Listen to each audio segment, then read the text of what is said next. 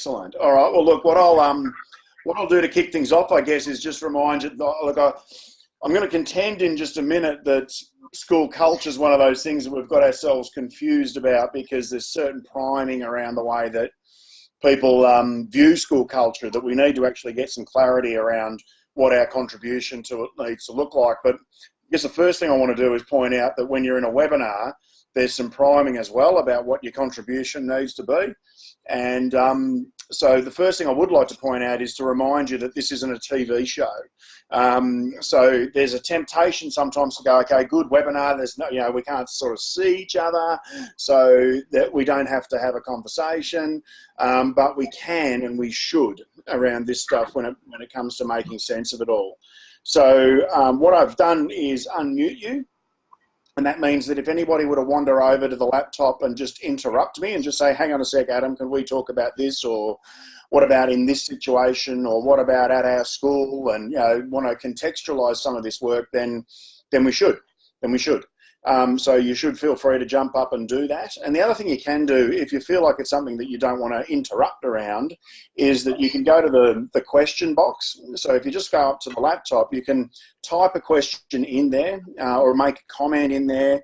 And at some stage, what that means is I won't deal with it quite so urgently, but at some stage I'll go straight. I'll get to that, and we'll have a good chat about it. I just think it's really important that when you are talking about school culture, that we don't ever fall for the trap of thinking that cultures are generic, and that just because we're talking about this concept of school culture, that somehow everything about it is going to apply to your school and to your particular current and typical circumstances. So we need to get that clear straight away, is that I'd love your involvement today, so feel free to step up and make something of it. When we are talking about school culture, I think that we've confused ourselves because we've started to, well, one, we don't define it. So you might remember in the professional learning day, I define school culture as a behavioural set. And the behaviours, there's two kinds or two piles of behaviours in that set. They're the behaviours that we encourage and the behaviours that we tolerate. And our task is about, can we, as leaders of culture, develop an agreed and a collective methodology for being able to move behaviours one at a time from the current pile that we're tolerating over to the pile that we're encouraging. And like I said before, we've confused ourselves around what we mean by school culture, because we're not even really sure about whose job it is, because of these glib statements that sometimes we get seduced by in education. I think I'm often telling people that I think one of the most dangerous terms that we have in education, or we have in the community or in society these days, is that education's the answer. Education's the answer to what? I think most educators and school leaders tell us that they feel responsible for more things than ever before. We're responsible for everything from obviously the basics of learning, and people still want to hold us account to reading, writing and arithmetic, but they also, teachers also tell me they feel more like counsellors and psychologists these days. They feel more like primary carers. They feel like doctors and nurses, and it's a real challenge to think, to stop and go, actually, what if education's not the answer? And I think this is the case when it comes to school culture too, is we've had certain statements made that are kind of sound nice, but they contradict even. So I've heard people say to me, school culture is very much the responsibility of the leadership in the school. And to a point, that's true. But I've heard people in the same rule say that school culture is everybody's responsibility. And to a point, they're true, they're right. But what we need to do is to say, okay, well, what's our one? What's our version? What's our take on this that we're going to move collectively through? Now, my contention to you is really strong that when it comes to school culture, the influence of the executive leadership in the school is smaller than it is upon program selection, for instance, in the school. If you're going to bring a certain program into your school, the executive team can decide that this is going to happen. And you know what? Most people tend to do what they're told. So they go, yeah, okay, well, we'll implement that program, we'll get it done. If your school's going to run Tournament of the Minds, then it happens. If your school's going to have a day for athletics, an athletics inter-house day, then it's going to happen. So the executive team's control and decision making around that is quite absolute. When it comes to the culture of their school, their influence is much smaller, and that's because when it comes to culture, we can write it in policy, we can make a decision about it, but it doesn't mean that everybody else is going to step up and do what they're supposed to do. And it's not because they're resistive most of the time, it's just because they're being themselves. We're being people in a human industry, and we haven't stopped in our busyness to go, what's my contribution? So that's what today's all about, is saying, can we acknowledge that when it comes to building culture and reflecting on the culture of the school, that it's hugely important that we share the collective responsibility here.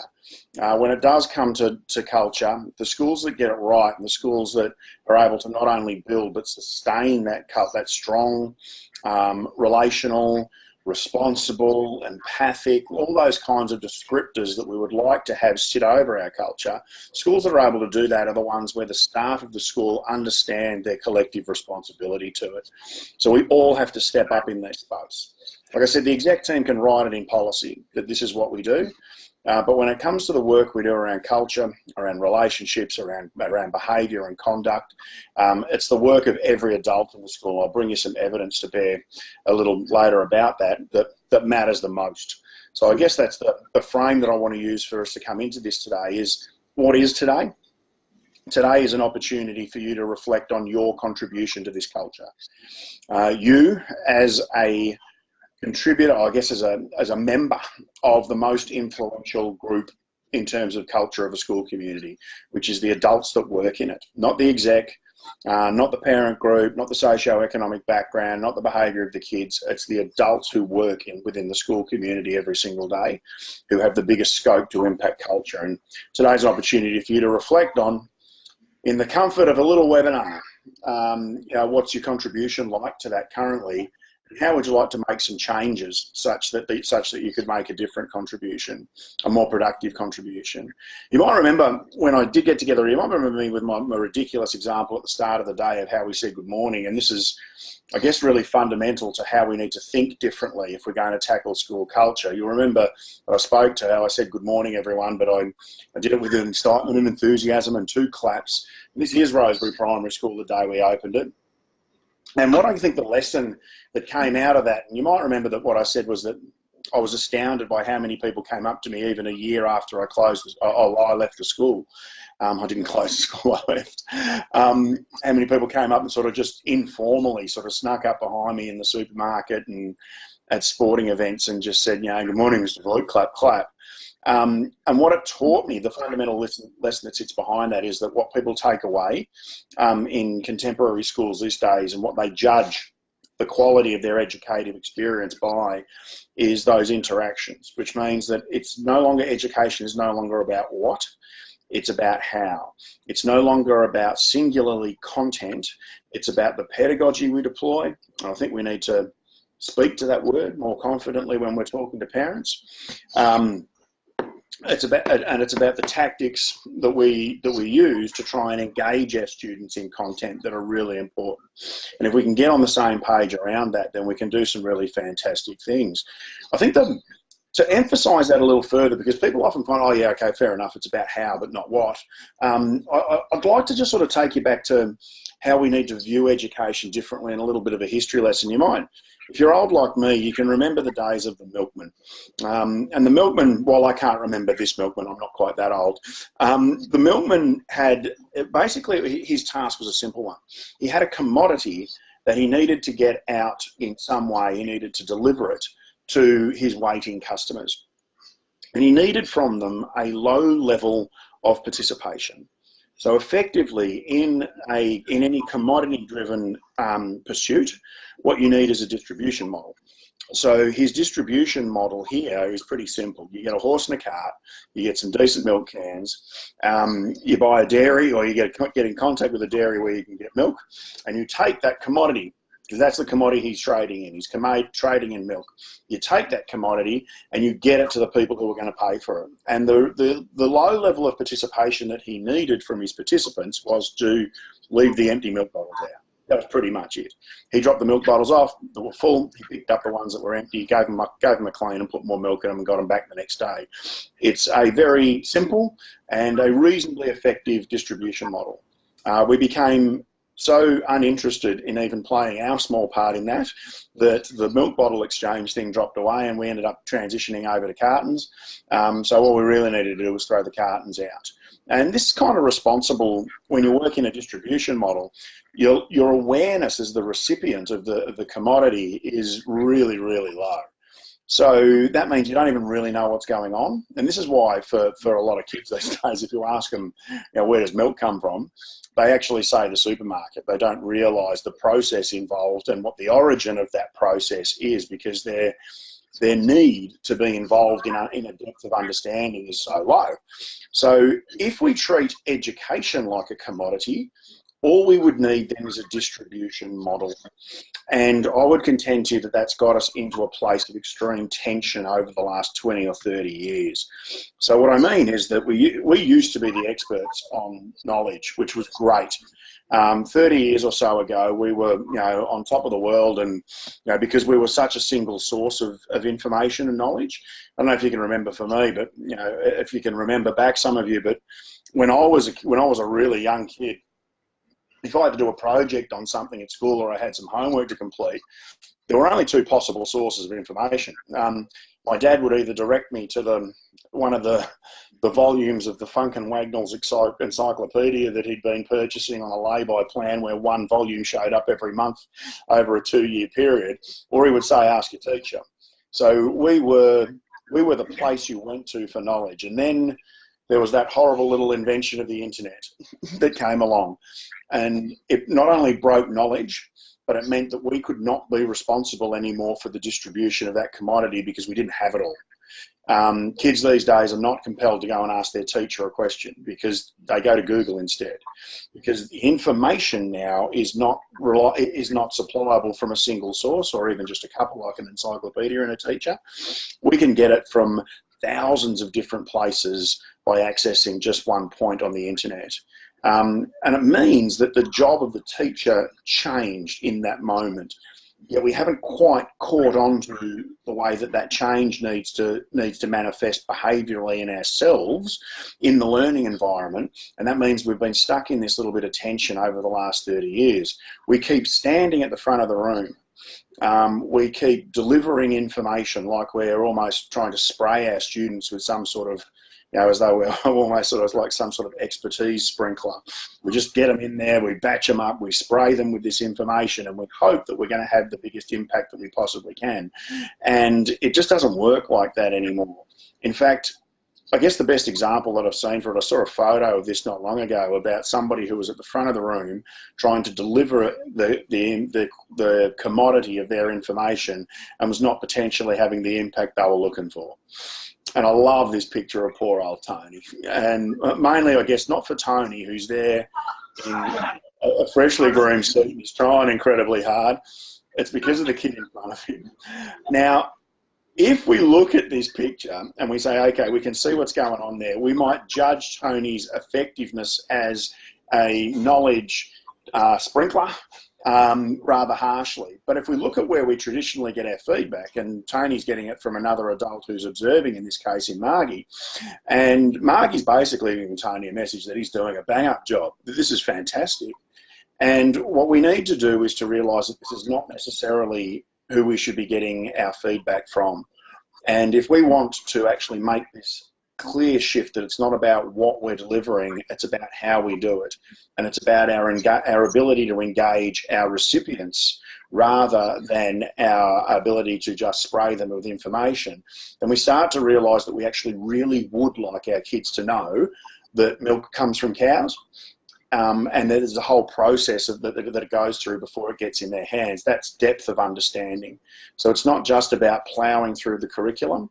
It's about how you can build the capability to do so. The Institute for the Future is a component of the University of Phoenix in the United States. And about 2 or 3 years ago, they released a really compelling report. And they looked at what were the work skills for 2020 and beyond. So we're basically talking a year and a bit from now. What are the work skills that young people will need? And none of them are knowledge-based. The one that's the closest to knowledge-based is what they call cognitive load management. I had to look into it a little bit more about what that actually means. And I realised that in Australian speak, it refers to their bullshit meter. It's the ability for young people, a really important skill for them these days, is to be able to discriminate. Because when they do go to their single source of information at Google and ask and type a question, you can get hundreds and thousands and millions even of responses. Your ability to be able to look at that list, to look at even the first page of responses that come back, understand that the first 4 or 5 have probably been paid for and that doesn't make them right, and then to be able to look at the ones below it and go, that's bullshit, that's bullshit, that's bullshit, but this is the one that I really need, is a highly compelling work skill that they need. And so what we have to understand is that it's not, our role here is about building a culture where skill, where capability, where growth and where progress is possible, more than the ability to just absorb some of the knowledge that we spray across them. And that's hard, because some of you will be sitting there going, wow, and if you're a bit like my family at the moment is in the midst of my daughter who's in year 12. We're 2 exams down, 3 to go. And it's a knowledge-based pursuit a lot of the time, is about, have we got the knowledge into her head such that she can perform well enough in these exams? And I get that. So there's always going to be a component of your work that is around knowledge provision. What I've even discovered with my gorgeous and only mildly infuriating daughter is that the only way that she actually gets to the knowledge is if she discovers the capabilities to be able to study it effectively. And so what Anthea and I have found is that we've just had to sort of, drill her into certain activities that immerse her in that in such a way that she'll be able to perform. So one of the tasks I get around having to work through knowledge is that there's a performance aspect to it. We have a broader ambition, and I think we should, because it keeps your tank full in terms of your own enthusiasm to keep doing important work. We have a broader ambition around the way we work, and that's to create young people who can go out there and genuinely be successful. So we may have one eye to performance on exams, but we also need to have an eye towards some of those work skills that the University of Phoenix and the Institute to the Future are pointing us towards. So for me, when it comes to how can you start to focus on school culture, why should you? I guess for me, because we understand that performance aspect is unlikely to go away, which means that the student learning outcomes you generate are still going to, for some period of time, be what you're judged by, what we're going to be measured by as a school. And I would contend to you, though, that what we've done is work really hard on this vertical plane here around the quality of teaching. And I've come to view them, I guess, what we've done in that space is add programs. So I mentioned before, executive deciding on program. So they decide on the things that we're going to do. They decide on the what of the education a lot of the time. They have to. And what I've come to sort of metaphorically view them as being a bit like tradesmen. They sort of just, we line them up there and we put all these programs in place, and their job is to kind of throw a grappling hook, if you will, out onto that student learning outcomes line and to pull tight. Each of them has to pull tight with whatever program it is that we implement. We as a group grab that line and we pull really hard to try and make sure that that student learning outcome line doesn't slide downwards. And it's quite exhausting. And the most common metaphor I hear from teachers these days is that they feel that education's a little bit like, sometimes is a little like spinning plates, that there's so many things to do that you feel like you do none of them well. And to be honest, in term 4, once exams and end of year celebrations and dinners and all these sort of things start to come up on a tight timeline, it feels like there's even more that we need to fit in, and we need to allocate a smaller percentage of time to each of them to keep them there. What I think we're forgetting is that there's another plane here, which is the whole notion of school culture. We need to stop occasionally and think not about just what programs we're throwing in, but what's the soil like that we're planting these programs in? Are we giving them the chance to thrive? And what you might remember is that I have 3 key platforms that we work through. And I'm wondering if you could use these to reflect a little, because that reflection thing is what I would genuinely say committed teachers do. They find opportunity in the crowded, I guess, work schedule that you have. They find opportunity to reflect on the way that they're working and how well it is helping them to solve problems of practice. Now, problems of practice manifest for you in students. They show up and they're problematic. They're hard to engage in content. They're hard to build skill and capability with. And clever educators are in a culture where they seize the opportunity to sit down with others and go, how can we solve this problem? Great leaders of educational institutions are saying that what our job is to structure so that those conversations happen more often. You may remember me speaking to this picture that you can see on the screen now is a group of Italian teachers. And what I love about this picture is a handful of things. Number one is it's hard to tell who the leader is. Number 2 is that there's no table, and that means that every time we get together, it's not always about the product. It's not always about what we actually build or write or, you know, what policy we put together. Sometimes the product is the dialogue. You know, it's the chance to actually talk about key concepts, keeping in mind what our important things are. And you know, Kevin and I and the exec team ran a session last week where we looked at some of those important values and missions that the school wants to undertake. And so it's about how do we actually solve problems through the lens of those things that we've chosen to be important for our school. And then the other thing that I love about this is that they're just sitting in comfy chairs. And it just reminds me that sometimes what we need to do is to put ourselves in a place where we're undistracted by the usual environment and just get a comfy chair, sit in a group and see if we can't solve a problem of practice. And I guess then what you do is, I think I may have made this joke last time, so I apologise if I'm subjecting you to it again. My dear father told me Dad was asking me a while ago, what do you actually do for a living when you go and see these schools? And I said, well, I show teachers how they can collaborate in such a way that helps them, really get progress with their students. And he said, right. He said, because I said, it's not enough just to have them go to meetings. They've really got to, step up, and you got to encourage people to solve problems and really get committed that way. And that's, there's a higher level of commitment involved in that than there is in just attending a meeting. And he said to me, he said, Adam, that's the same as the difference between bacon and eggs, isn't it? And Guy, being someone who loves a bit of dad humour, you might appreciate this one. He said it's the same as the difference between being involved and being committed. That the chicken's involved, but the pig's committed. So I'll let you just sit with that one for just a moment. He's got a way with words, my dear father. The second imperative we have here is how we build higher levels of care in our students, how we elevate empathy. So you'll remember for me that the first lever that we spoke about when we ran our restorative training was about how we change our language to build empathy. We noted that empathy isn't built through formality. So it means you don't learn how to be empathic because someone showed you the empathy video or ran the empathy session with you on a Wednesday afternoon. You learn it by being immersed in a cultural system. Now that system can be a family, it can be a community, it can certainly be a school or a classroom. So what we want to do is say, how is it that we can contribute to that culture? Now, I mentioned before that when it comes to language and the shift you make, that effective statement thing is a really important thing to do. And because what you have in that, culture is an incredibly unique beast in that language is both an input and an output. So that means that we input into the culture the language that will impact the culture, such that the words that people say on the other side of that culture reflect what's important in it. So nothing reveals culture more about what's important in that culture more substantively than the language used. And so as leaders, we can either wait and deal with that language, or we can say, I'm going to put the language in there.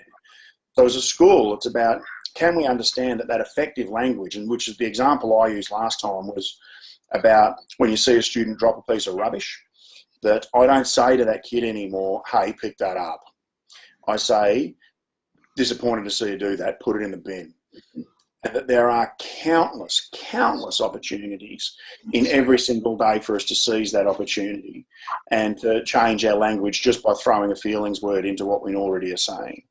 So what I want you to do, if you would, is I want you to play a quick game for me. I see that there's a question here from Kevin, so I'm going to, or it may not have been Kevin, I know that Kevin's the one that's logged in. So I'm going to look at that, but I want you to all stand up for me, if you will. I'm so glad that I heard some chairs move there. I want you to grab a partner. What I want you to do with your partner is to play a quick game of what we call effective word tennis.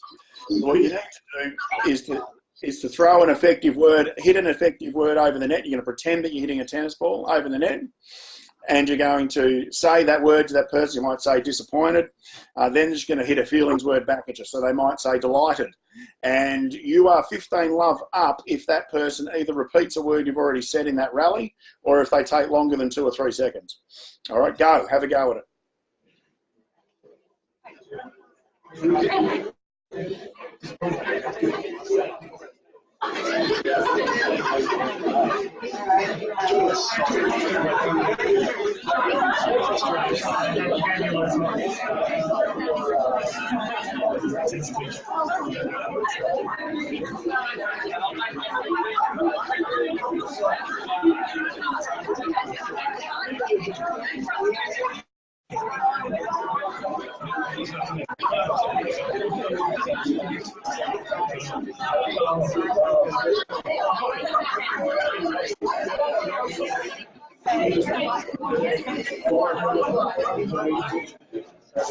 All right, I'll bring you back.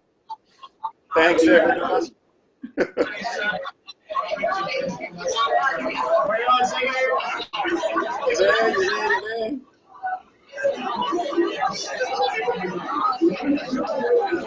Okay. So I'll keep going. I guess what I want to do is emphasise to you that because this is an informal thing that we're requiring, what we need to do is to deal with it informally through silly little games, because if the executive team were to put it in policy, it doesn't change the way that we conduct ourselves when we're in one-on-one conversations with students. And this goes to the question that I've had sent through, which is how do we ensure that all staff, not just teachers, are a key part of culture? So your canteen manager, your office staff, your teacher aides and things like that, is that we need to get them involved in these activities. So it's not just about whether our staff members get together and sit in a circle and solve a problem of practice, but it's about how we can bring their awareness to this. If they get together, if they congregate in any way, those groups, can we get this information in their hands so they can be a part of it? Can we have any of the conversations that we have with our canteen manager less about what the price of pies needs to be, and occasionally just about what's the language that we're using when the kids do the wrong thing near the canteen area? So it's about how we can collectively, one, become aware of the language shift that needs to be made, and two, how can we start to practice it informally in the crunch? That's a ridiculous little game, effective word tennis, and it took you less than a minute to play it. But what we do know is that several hundred different effective words were spoken in your staff room this afternoon as a result of it. And we'll need to continue to generate those little ridiculous opportunities if we're going to change our defaults. Your defaults don't change through demonstration in policy. Your defaults change through repeated practice. And so that's what we need to take on as the challenge as we move forward.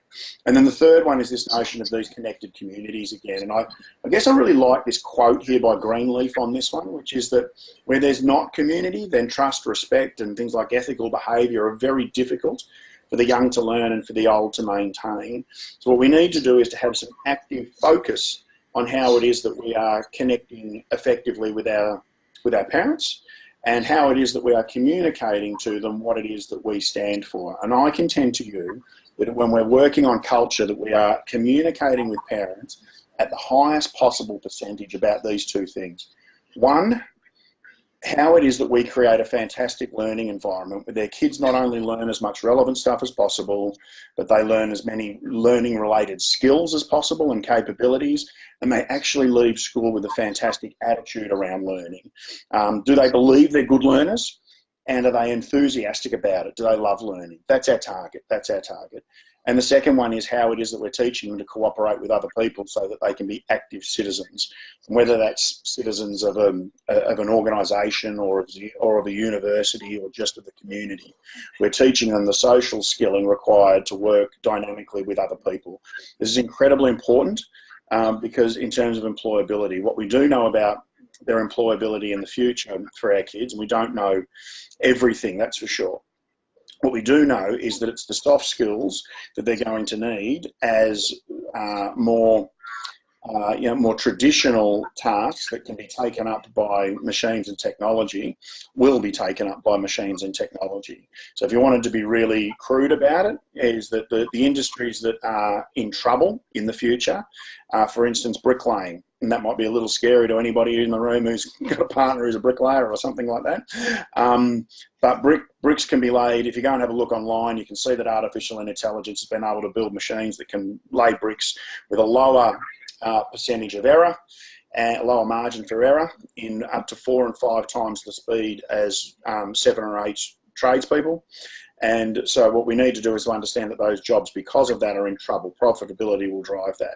But what machines won't be able to do is, for instance, take care of small children or old people.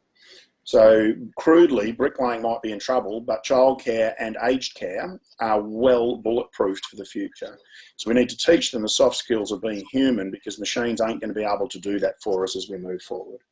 And this means a bit of a rethinking of the way we work. I love this quote by Alvin Toffler, who said that the illiterate of the 21st century won't be those who can't read and write, but those who can't learn, unlearn, and then relearn a new way of doing things. And what I'm encouraging you to do today is to start to unlearn and then start to relearn some of the ways we do education, so that we're not falling for being milkmen, because to be honest, there ain't many milkmen around anymore. And what we need to do is to make sure that we future-proof ourselves more effectively as we move forward. So let me give you a little quiz. I'll give you another opportunity to have a chat to that tennis partner next to you. I'm going to give you some information here about a country, and I want to see if you and your partner can think differently. Can you unlearn? Can you relearn new ways of working on solving a problem? So here are your clues about this country. It's the richest in the world, best military, centre of world business and finance, best education system, innovation and invention hub. Currency is the highest standard, and it has the best standard of living also. Now, I do want to point out that it's not the United States of America. They just think this about their country. It isn't the United States, but it is one country only. Have a chat for 30 seconds, see if you can come up with which one you think it is.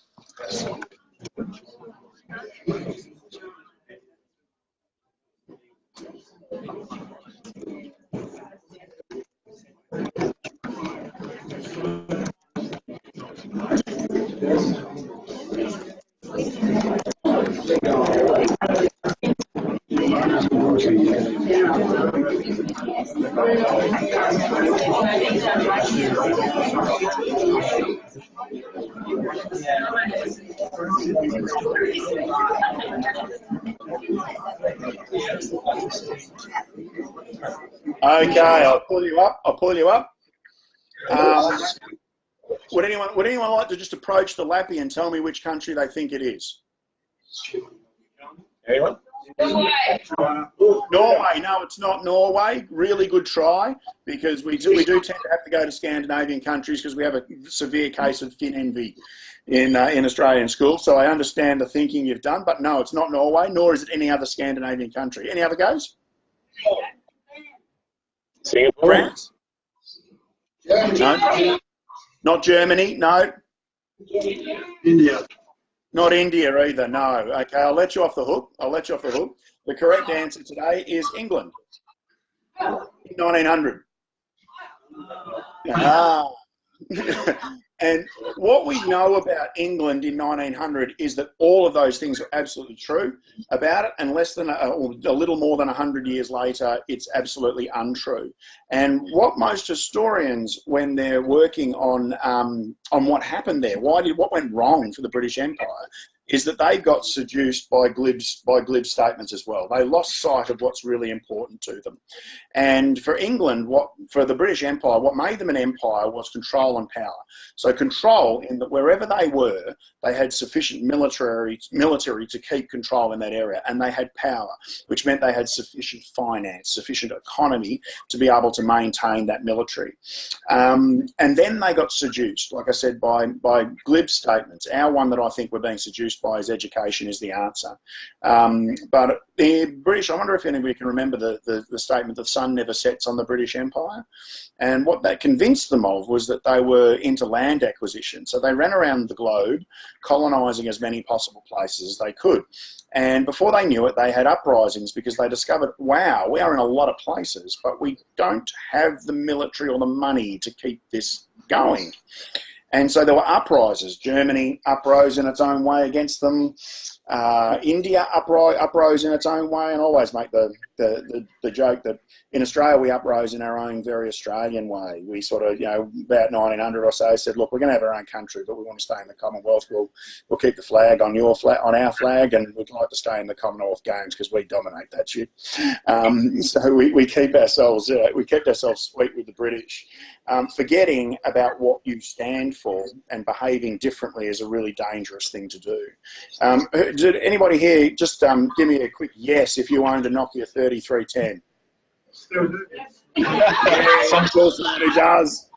The Nokia 3310 was an amazing device. It had two jobs, or it had 1.5 jobs. One was to make a phone call, and then there was also Snake, wasn't there? So wasn't Snake a fantastic game?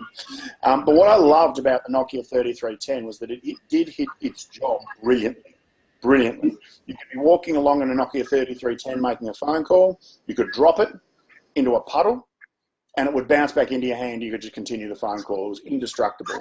Yet we all jumped off and went for something a little bit more like this at some stage. And I wonder what that was about, because like I said, I loved my Nokia 3310.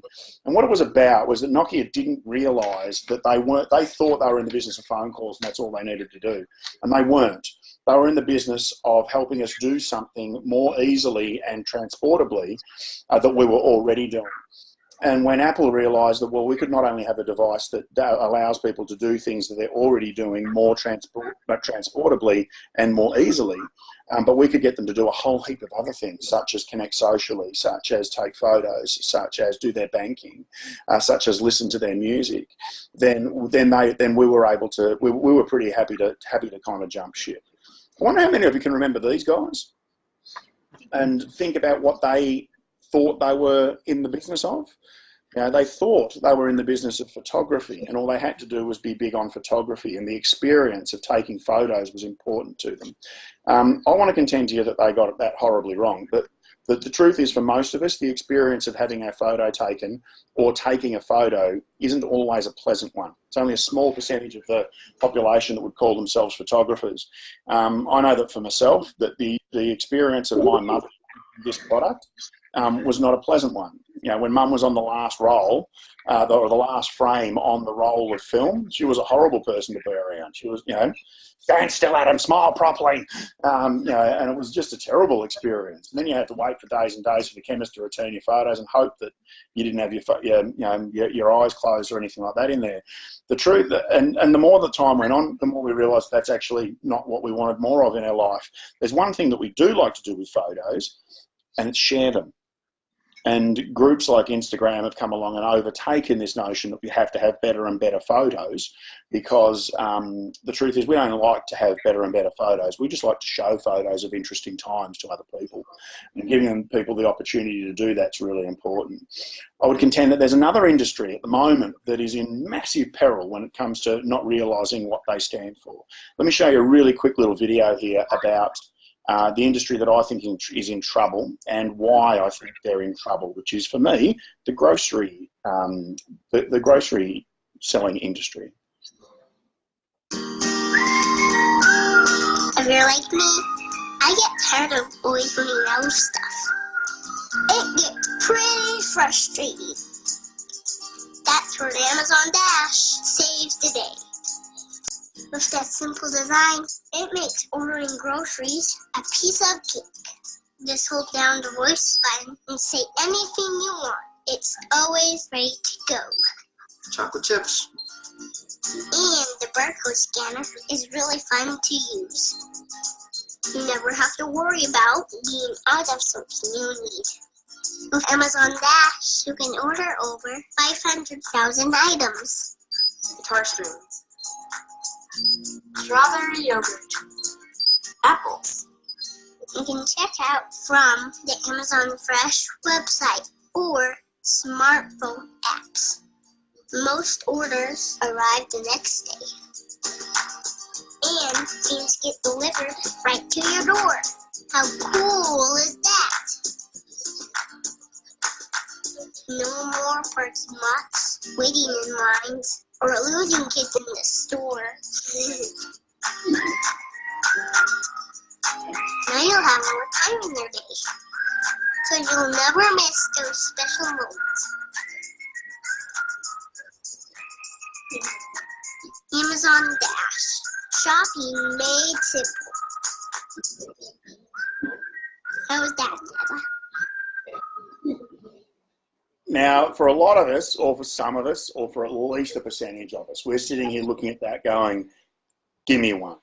And the reason that that some of us are saying, give me one, and not everyone is. Some people are sitting there going, no, I like to be able to pick my own apples, and that's fair enough. Amazon have got you covered as well, because there's a part of the experience of getting your groceries that you still don't like if you like picking your apples, and it's the checkout.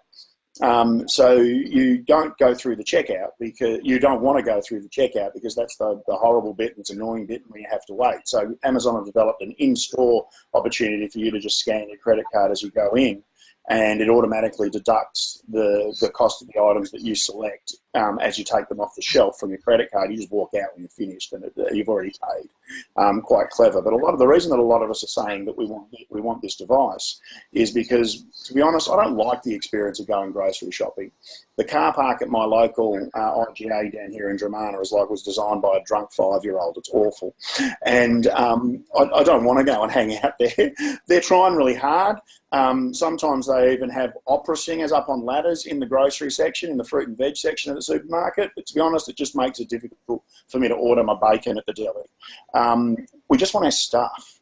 That's what grocery stores stand for. They don't stand for a great shopping experience. They stand for get me my stuff. And stores that can do that more effectively, such as the way that Amazon are looking to tackle it, are the ones that are future-proofed. And I guess the thing that I'm asking you today is, are we potentially next? Are we the next Kodak? Are we the next Nokia 3310? Are we the next British Empire? Because we haven't culturally made it normal to focus on these two things because we're trying to focus on everything else. Now, when it comes to what you as an individual, as an influential individual within the culture of your school community can do about that, I want to finish today by directing you to some really interesting research that was done around bullying by the University of London. What I love about this research is that they don't say in this research, let's run another hypothetical construct, which is let's just do something in schools and see if it fixes bullying or not. They went to 1,378 schools who were already recording low rates of bullying, high rates of positive school climate, and good social outcomes for their students. And they said, let's just find out what the most common components are within that school. What are the most common practices? And my compulsion to you today is that of the 10 that I'm going to put in front of you today, which is the Uni of London's top 10, I'd love you to stop and think about what's my contribution like? Where's the opportunity for you as an individual to do something that would allow this to be a condition in your school? Because bullying for me is a good little litmus test here, because I would contend that bullying is not a behavioural problem, it's a cultural problem. Where bullying is normal, bullying is going to happen. Where bullying is squeezed out by the wonderful positive practices of the adults in the school, it struggles to find the oxygen to thrive. So what we're looking for is to take more of the opportunities in this top 10, and then bullying will find a way to disappear for us. Number one, peer mediation and listening skills. Are you teaching at any time your students the chance to solve problems themselves without us needing to be there to be the arbiter and to be the judge, jury and executioner? And are we teaching them to effectively understand and listen to what other people's points of view are? Are we teaching them any cooperative learning opportunities, which means even though you have a content-driven imperative, you've got to get through this curriculum so that they can perform in the exams. In between, are we looking for opportunities for them to learn how to solve problems academically together?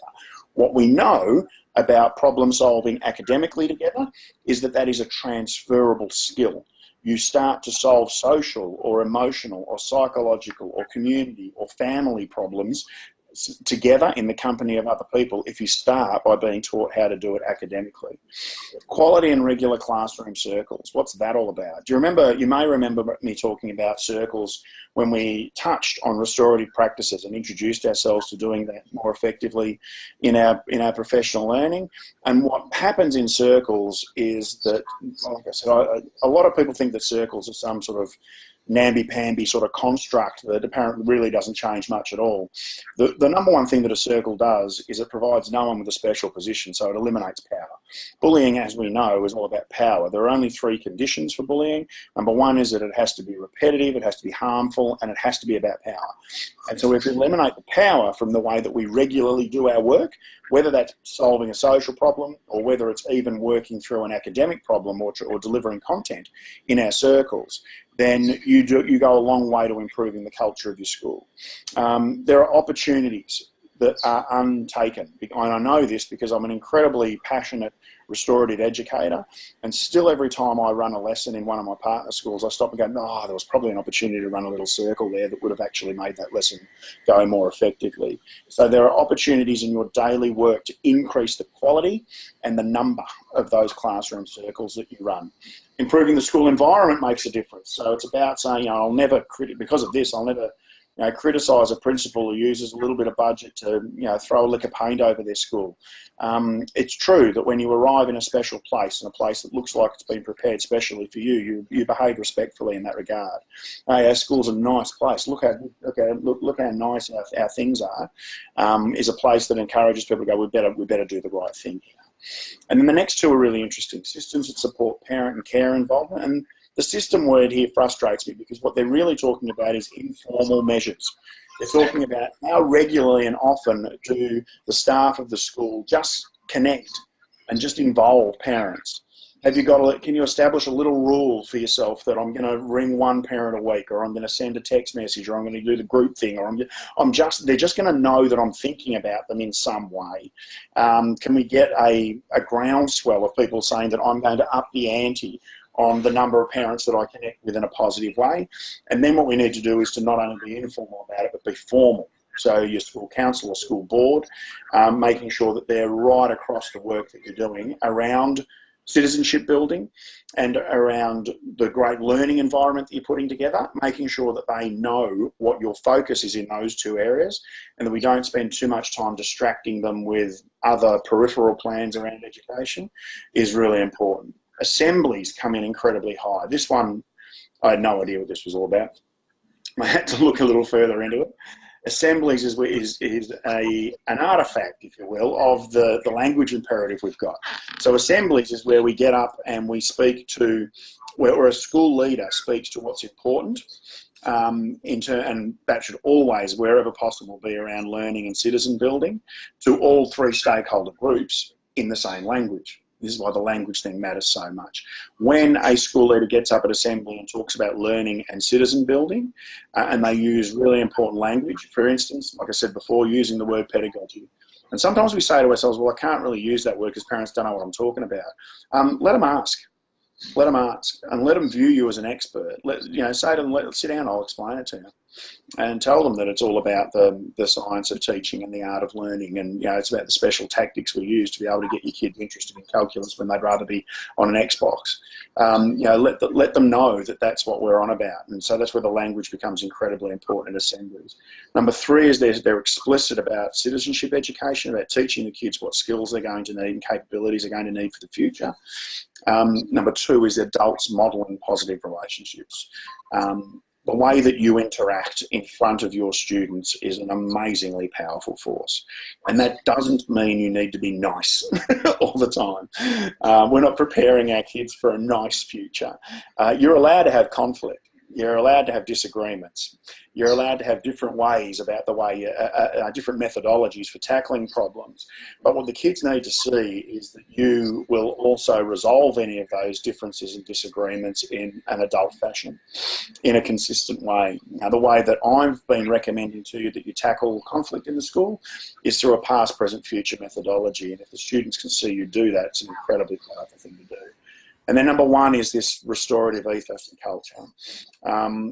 And like we've looked at the restorative practices methodology, you certainly have people in your school who've looked at it in great detail over time, but I actually think that the two most important words in that number one statement are ethos and culture. Ethos, the Greek meaning behind the word ethos, is everything you say and everything you do. So what that's reminding us is that restorative practices can't be something we do only when a serious behaviour incident's happened. It needs to fill your school like a flood.